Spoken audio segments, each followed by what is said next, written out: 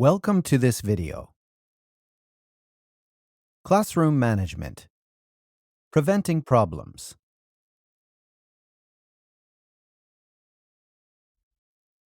Prepare carefully.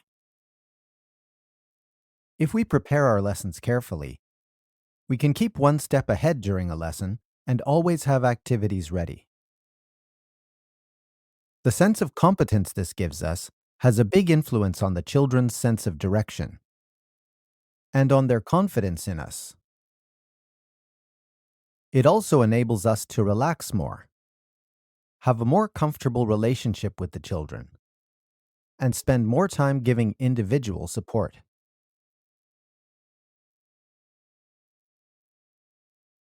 Greet the children individually. If possible, greet the children individually and have a brief friendly exchange with them before class starts. In larger classes, this is sometimes done in a formal way, with the children lining up outside the class. But even when doing this, it is still possible to be friendly with individual children and show you are interested in them. In smaller classes, it can be done in a much more relaxed way, either as the children enter the classroom or when they are already in the room.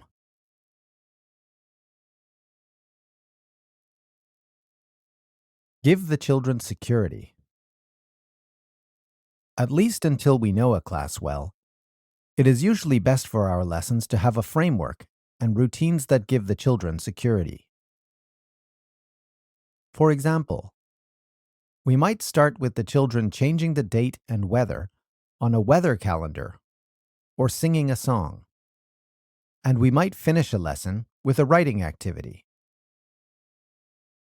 To feel secure, the children also need to feel they are in a warm, trusting environment. And I discussed many ways of achieving this in my video on classroom management, the real battle.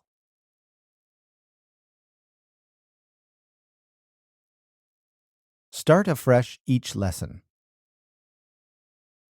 Walk into each lesson and behave as if any problems in the previous lesson have been forgotten.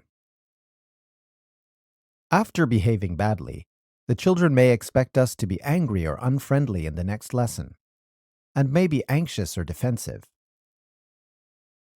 Just treat them naturally, fairly, and in a warm and friendly way, and let them feel that it is their present and future behavior that is important, not what happened before.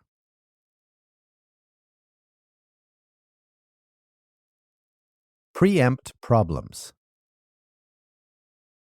Prevention is always better than cure.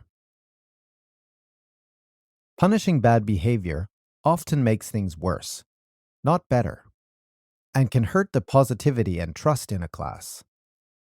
So it is much better to try to understand the causes of bad behavior and try to prevent it from happening. Teachers often ask, "How can I fix bad behavior?"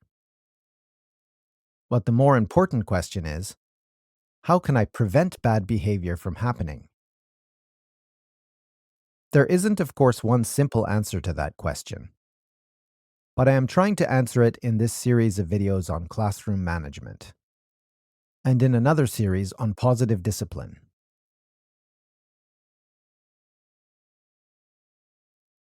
It is also important to notice if individual students are becoming distracted or are on the point of losing focus.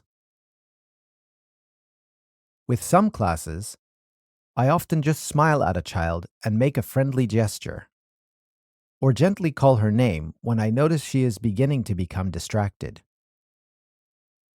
The child usually smiles back and refocuses. She knows the reason. This works best if you do it before the children have become too distracted or focus on something else.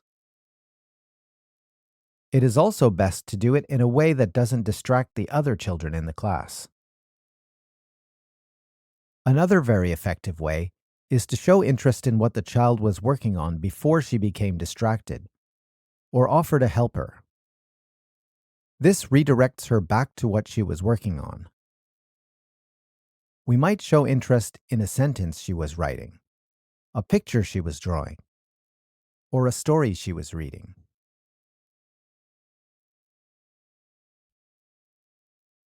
Start with mystery. One of the most effective ways to prevent classroom management problems is to draw the children into a lesson and draw the children towards whatever it is that we want to teach. Before a lesson, each of the children will be focusing on a different thing. One child might be focusing on a conversation she is having with a friend. Another child may be thinking about something her mother said to her. Another child may be thinking about something she is going to do after the lesson. What each child focuses on at any one time is a choice. And when the lesson starts, we need the children to choose to focus on the lesson.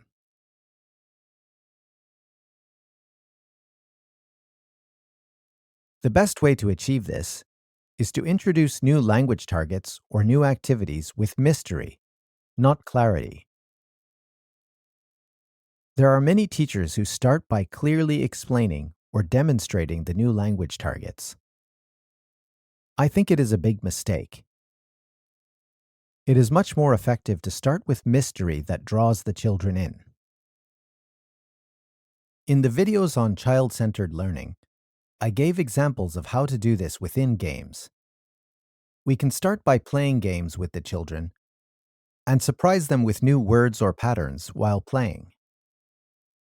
The important thing is not to pre-teach the new language before the games.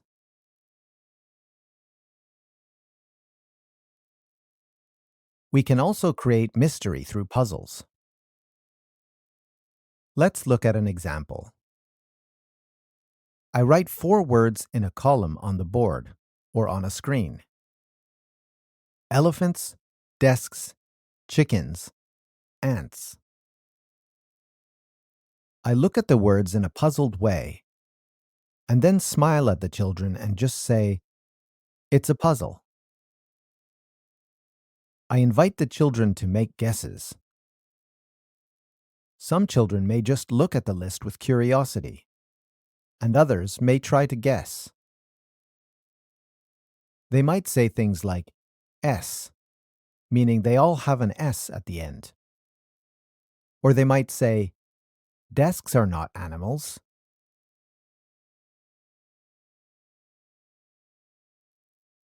After a little while, I will smile and say, "Do you want a hint?" And my first hint would be big. They might guess the answer. If not, I'll give another hint by gesturing with my hand to show the things on the board decrease in size. At this point, the children can probably solve the puzzle. I will then gesture to the first 2 words. By now, the children want to tell me, "Elephants are bigger than desks." But they probably can't say this in English because comparatives are today's new language target. So I help them say it.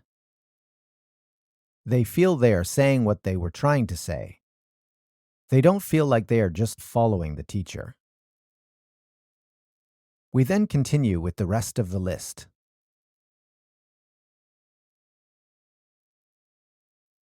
After that, I will throw out another adjective, such as fast, and the children try to rearrange the order of the things in the list and make appropriate sentences.